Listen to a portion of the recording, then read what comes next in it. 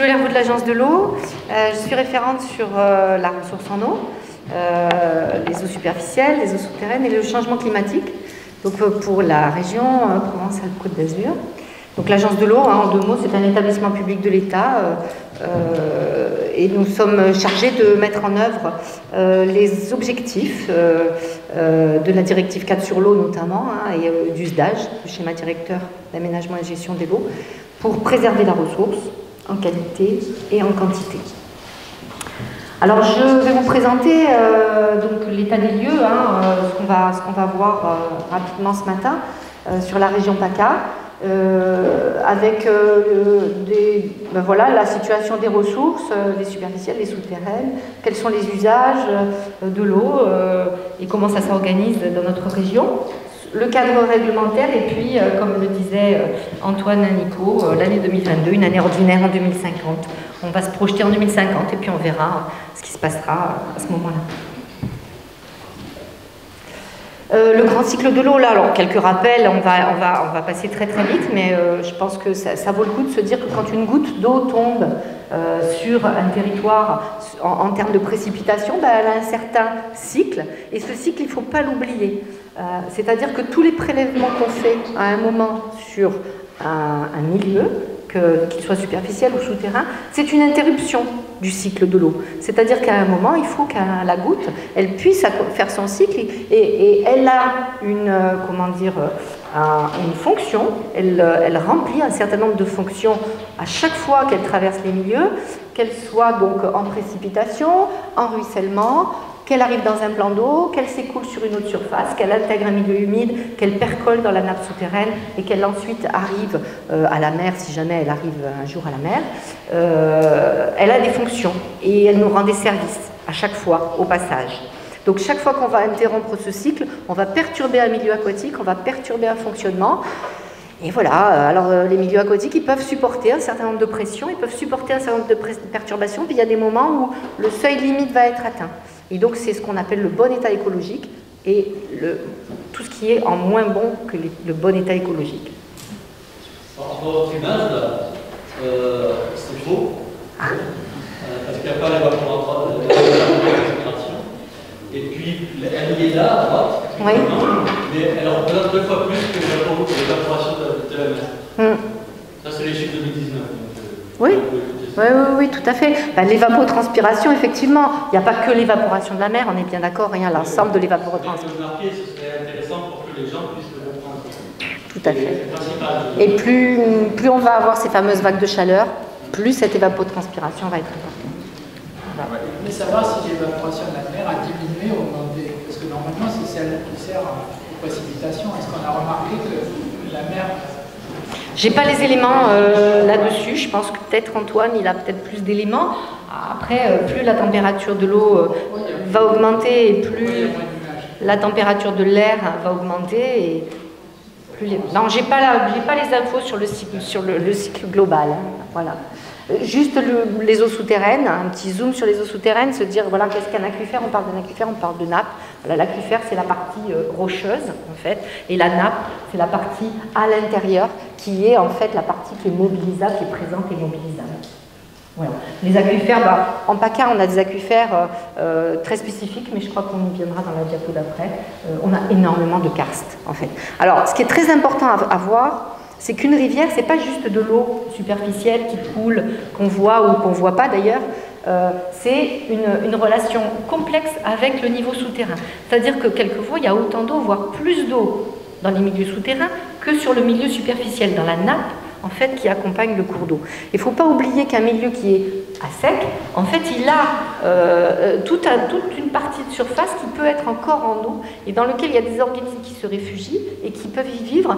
Donc, il faut que ces assecs sont naturels, mais ils peuvent être aggravés par des prélèvements. Toujours la même idée que si on prélève une goutte d'eau, elle manque à un moment dans le cycle. Et donc il y a des relations qui sont très variables entre les eaux de surface et les eaux souterraines. Soit les cours d'eau drainent les nappes, soit ce sont les nappes qui vont drainer les cours d'eau et à ce moment-là viennent alimenter la nappe. Et dans certains cas, il n'y a pas de... Voilà. Alors sur PACA, notre région bénéficie d'un système hydrographique qui est très très dense. Hein. On a des grands bassins versants, donc on appelle un bassin versant, hein. C'est une surface dans laquelle la goutte d'eau qui tombe, elle va arriver à la rivière, hein, délimitée par des lignes de crête. Donc on a le grand bassin de la Durance, bien évidemment, avec la Camargue et l'Accro à l'exutoire, la Camargue qui est l'exutoire du Rhône. On a tous les cours d'eau qui sont sur l'Ouvèze et ses affluents, et puis ensuite tous les cours d'eau de Vaucluse. On a bien évidemment le grand bassin de l'Argence, tous les petits potiers du littoral de la Côte d'Azur, et l'énorme bassin versant du Var, dans les Alpes-Maritimes. Donc on a un relief qui fait que on a un système de château d'eau, hein, qu'on appelle le château d'eau en fait. On a un système de relief dans les Alpes et puis des basses vallées. Hein, et donc on a ces cours d'eau qui sont très influencés par ce système, par ce relief, le climat méditerranéen bien évidemment. Et puis on a une biodiversité qui est liée à ce climat, à la conjonction de ce climat et de ce relief. Il faut savoir que par exemple, dans les Alpes-Maritimes, il y a plus de biodiversité que dans tout le Royaume-Uni. Alors c'est lié à la proximité de la mer et à l'altitude des Alpes qui font qu'on a des milieux qui sont extrêmement, dans un temps très très court, extrêmement contrastés. Alors la région, d'un point de vue de ses usages, bénéficie depuis très très longtemps d'un grand système de transfert d'eau qu'on nous envie. Hein. La région PACA s'est équipée depuis très longtemps d'un système de transfert par les canaux. Donc on a des canaux d'irrigation qui sont très anciens, et puis plus récemment l'aménagement du Rance-Verdon, donc avec les transferts d'eau, avec la création de Serre-Ponçon et de toutes les retenues du Verdon. Enfin, je parlerai moins bien que EDF qui est ici présent. Voilà, il faut savoir qu'on a des stockages qui sont extrêmement importants, hein, donc 1 milliard de mètres cubes dans Serre-Ponçon, Sainte-Croix, avec donc les retenues aussi de Castillon. On a aussi la retenue de Carcès qui a 8 millions de mètres cubes. On n'a pas mis Saint-Cassien, mais on pourrait aussi rajouter bien évidemment la retenue de Saint-Cassien. Et puis on a des volumes qui sont transférés, donc depuis les Alpes, longeant l'ensemble du parcours de la Durance, arrivant jusqu'en basse Durance et jusqu'en Crau, qui permet d'avoir aujourd'hui une agriculture, de l'eau potable à Marseille, et de s'être mis un peu à l'abri, enfin c'est ce qu'on pensait jusqu'à présent, quand on parlait de ressources maîtrisées. Et donc on peut passer à la diapo suivante. Alors donc ce réseau de canaux est très structurant, hein, des canaux agricoles, le canal de Marseille, le canal EDF, le canal mixte, le canal de la Société du canal de Provence. Mais tous ces canaux, effectivement, transfèrent de l'eau, amènent de l'eau dans certains territoires, mais on est quand même une région où il y a encore des territoires qui ne sont pas desservis par ces canaux. Donc on a encore des territoires qui n'ont pas la possibilité d'avoir une ressource qu'on appelle stockée, hein, on n'appelle plus maîtrisée, mais stockée. Et donc on a beaucoup de petits territoires qui sont aujourd'hui en situation de déficit quantitatif.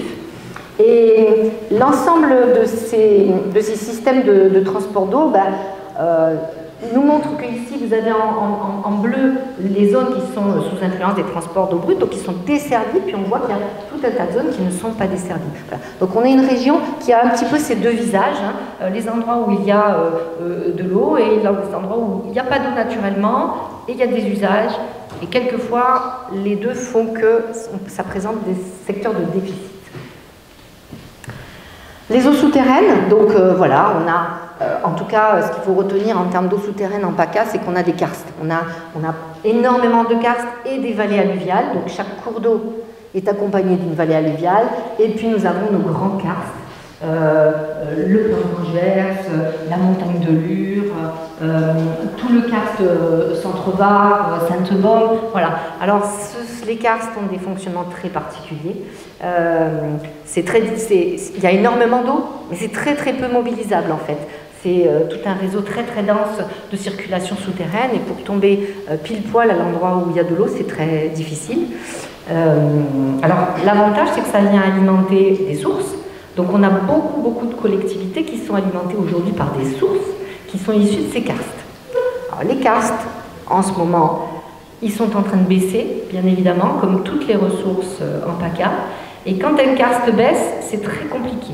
Parce que, alors là, on cumule plusieurs sécheresses, donc notamment nos 2 dernières sécheresses de l'année 2022 et puis celle qu'on est en train de subir en 2023. Donc on a des sources qui aujourd'hui ne coulent plus, sont déconnectées, et on ne sait pas combien de temps ça peut remettre une source dans un karst pour vraiment se reconnecter. Voilà, ça a des circulations souterraines qui sont extrêmement complexes. Alors, les prélèvements, maintenant on parle des usages. On a vu comment était organisée la région en termes de ressources. Quels sont les usages et dans quoi on prélève? Alors, en PACA, comme on l'a vu, c'est en majorité à 80% sur les eaux superficielles. C'est des grands transferts d'eau qui font qu'on est une région tout à fait originale parce que partout en France, on prélève en majorité dans les eaux superficielles, dans les eaux souterraines. En PACA, on a toujours prélevé en majorité dans les eaux superficielles du fait de nos transferts d'eau. C'est-à-dire qu'on prend l'eau depuis Serponçon et dans le Verdon et qu'on le fait transiter jusqu'à Marseille, voire par l'intermédiaire du canal de Provence, jusque dans le Var et à la limite des Alpes-Maritimes. Donc c'est essentiellement en eau superficielle et très peu finalement de prélèvement en eau souterraine, qui tient aussi au fait qu'on a des karstes et que ces karstes, ils sont difficilement mobilisables. Alors, la répartition entre usages, eh ben, à l'échelle de la région, c'est l'eau potable. À l'échelle de la région, la plus grosse consommation, c'est les prélèvements qui sont liés à l'irrigation. Ensuite arrive l'eau potable pour 28%, donc presque 30% et 60% pour l'irrigation, et l'industrie 2%. Il faut savoir que dans l'irrigation, alors par exemple, si on prend dans les Bouches-du-Rhône, on distingue plusieurs choses dans l'irrigation. On a l'irrigation gravitaire, donc vous connaissez le principe, hein, on mouille un champ, globalement, on attend que ça percole, et puis ensuite, la plante prend ce dont elle a besoin, et le reste percole dans la nappe. Donc l'irrigation gravitaire, l'irrigation non gravitaire, toute l'aspersion, la mise sous pression, bref. Et il y a aussi un autre prélèvement qui est fait au titre de l'irrigation qui s'appelle le transport d'eau brute. Et en fait, on le distingue parce que le transport d'eau brute, c'est le fait de transporter de l'eau dans un canal pour pouvoir amener de l'eau à la dernière des prises. Et donc, on a besoin d'un certain volume de transport qui n'est pas utilisé purement au titre de l'irrigation, mais qui est nécessaire dans les canaux. Et donc ça fait prélever effectivement des quantités qui sont importantes, qui ne sont pas forcément utiles, qui ne sont pas utiles à la plante, mais qui sont nécessaires au transport de l'eau. Et quand on le distingue, on s'aperçoit que le transport d'eau brute, alors ce sont des eaux qui vont retourner directement dans les milieux, mais quand même, ça fait un prélèvement qui est important. On se rappelle le cycle de l'eau, la petite goutte, quand elle arrive, quand elle est prélevée à un moment, elle n'a plus l'utilité qu'on lui demandait. Voilà, on a alors, c'est un schéma qui est très très intéressant. Vous avez dans la barre de gauche, en jaune, les volumes qui sont prélevés, donc dans une masse d'eau, qu'est-ce qui est prélevé, et dans la barre de droite, les volumes qui sont distribués. Et bien évidemment, on voit la dichotomie entre l'arrière-pays et le littoral. Les volumes sont prélevés pour 1,2 milliard par exemple dans les Hautes-Alpes, et ils sont consommés plutôt dans les Bouches-du-Rhône pour 1,5 milliard, ou 300 millions de mètres cubes, ou 262 pour le littoral. Donc on voit que les volumes sont prélevés dans les Alpes de Haute-Provence et les Hautes-Alpes et qu'ils sont consommés sur le littoral. Il n'y a que les Alpes-Maritimes qui ont un volume qui ne sont pas alimentés par les transferts, ou du moins par des transferts qui viennent de chez eux pratiquement. Donc c'est autant de prélèvements que de consommation.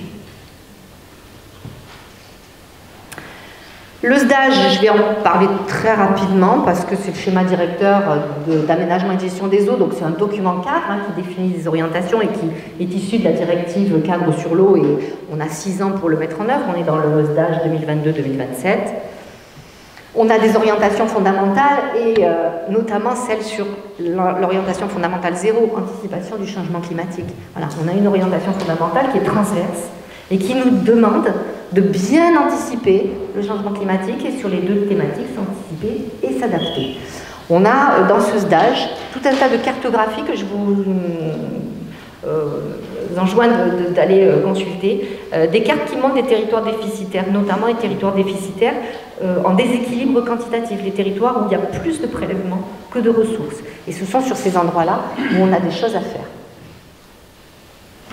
Alors sur les bassins déficitaires, donc sur cette fameuse carte du SDAGE sur les bassins déficitaires, vous l'avez là, le SDAGE nous demande de mettre en place des PTGE, des plans territoriaux de gestion de l'eau.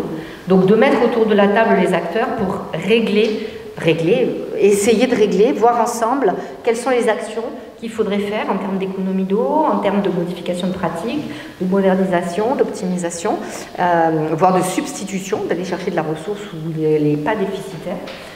Et donc on est en train de travailler avec l'ensemble de ces territoires pour mettre en place les PGRE, pour les suivre. Il y en a beaucoup qui sont validés, tous sont validés. Il nous en reste un, c'est celui de la Bresque, qu'on est en train de faire avec les acteurs qui vont permettre, à l'issue de 6 ans, d'essayer d'avoir commencé à réduire le problème du déficit. Alors le SDAGE nous parle aussi des ressources stratégiques pour l'eau potable. Ce sont des ressources qui ont été identifiées, vous ne voyez vraiment rien sur cette carte, j'en suis désolée, mais à savoir qu'il y a 29 ressources stratégiques pour l'eau potable qui ont été identifiées en PACA. Et sur ces ressources stratégiques pour l'eau potable, pour les générations futures, il faut engager un certain nombre d'études, et on est en train de le faire avec nos partenaires, certains sont ici, pour caractériser ces ressources et surtout les identifier, les mettre dans les PLU, les intégrer dans les SCOT et dans les PLU pour qu'elles soient préservées durablement pour l'avenir. Il faut garder ces ressources pour l'avenir. Alors voilà, 2050, nous voilà arrivés en 2050. Donc voilà, on a... L'année 2022 sera vraisemblablement ce qui va se passer un petit peu plus souvent dans les années à venir. Donc un automne et un hiver sec, c'est ce qui s'est passé en 2022. On a eu un gros déficit de pluviométrie et puis un faible manteau neigeux. Antoine nous en a parlé tout à l'heure. Un printemps doux et très peu pluvieux. On a continué à avoir ce fameux déficit. On ne parle pas que l'été 2022, on parle de l'année 2022. Et on a eu cette intensification extrêmement rapide de la sécheresse, les températures très élevées, les vagues de chaleur, sur des sols qui sont devenus secs, et bien évidemment, avec plein de cours d'eau qui ont eu des débits extrêmement bas. Donc on a eu le deuxième été le plus chaud, voilà, l'année des records. Hausse des températures, baisse des précipitations, les graphiques vous les avez déjà vus, donc on peut passer. Voilà, donc... on est sur l'augmentation de l'intensité des épisodes méditerranéens, en hausse de 22%. Les surfaces sont beaucoup plus importantes. La probabilité de crue centenale a doublé en raison de l'augmentation de la température. Et je ne parle pas du niveau de la mer, hein, qui se dilate en fait sous l'influence de la chaleur. La mer a tendance à se dilater. Donc non seulement la fonte globale des glaciers dans le monde va faire que le niveau va monter, mais qu'en plus l'augmentation de la température va faire que les masses vont se dilater. Donc globalement, on a aussi des impacts très forts sur les littoraux.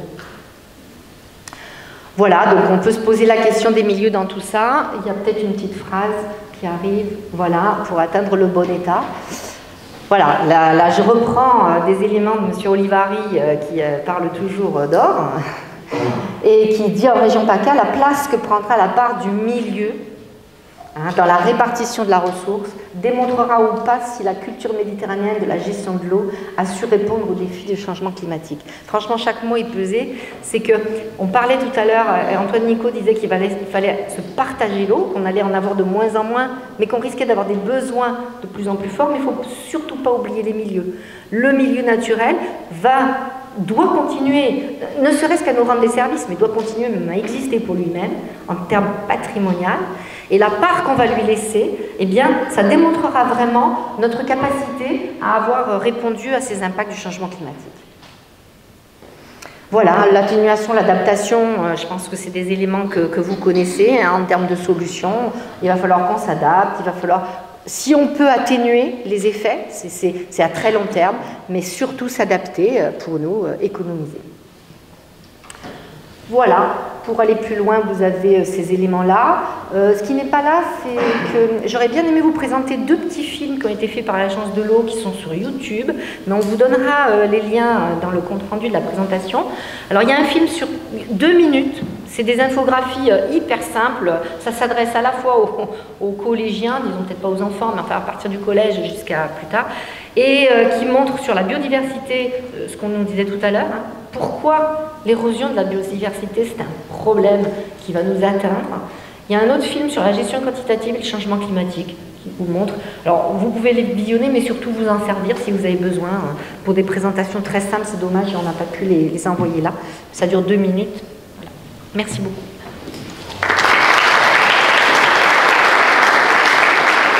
Super.